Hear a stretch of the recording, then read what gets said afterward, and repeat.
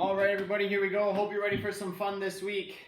We're still going to be working on our underhand toss, the skill we worked on last week. So if you didn't get a chance to do last week's lesson, where we played some beanbag battle using the beanbags that you might have at your house or a homemade beanbag, head on back to last week, check that out first, and then come back here and you'll be ready to play this week's game of Cornhole, okay?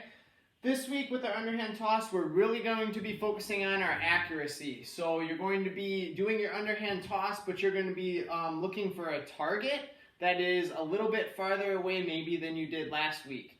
So you're having to gauge the distance, step with your foot, and use that nice tick-tock smooth motion to toss your beanbag into the air and try to get it to land in or on your target, okay?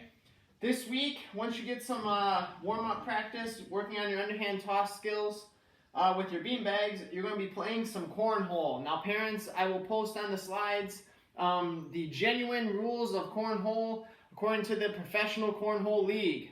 If you would like to play by those rules, you can do that. Otherwise, you can just play for fun using the rules that we have here or the rules that you usually play by when you play cornhole at your house, okay? In our game of cornhole, you're going to need your beanbags and you're going to need your cornhole beanbag board.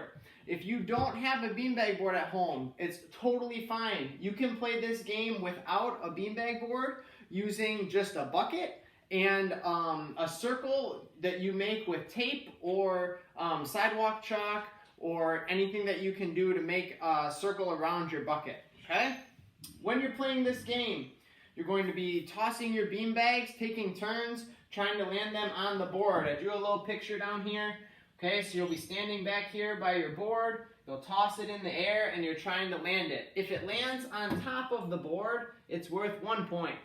If it goes in the hole, then it's worth 3 points. Okay? And you're trying to play all the way up to 21. Now again, you might play by some similar rules or maybe a little bit different at your house. Some people play where if you make it to 21, you win. Some people play if you go over 21, you have to go back. Some people play where if you go over 21, the game's over, okay?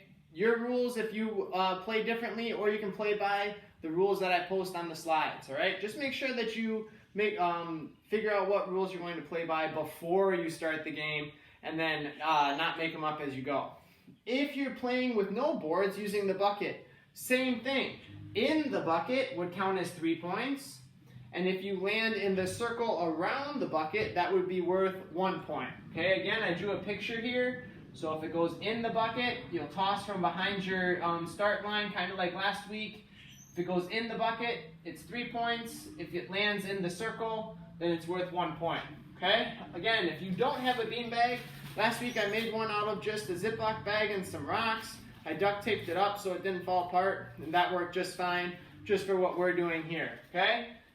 Use what you got, have some fun. Hopefully the weather cooperates and you'll be able to get outside and play. I hope that you guys are all doing really well at your house, staying healthy, and able to spend some time together as a family, okay? Thanks for coming out. Check it out. Head back to the slides for the fitness challenge this week also. That should be a fun one as well. See you, everybody.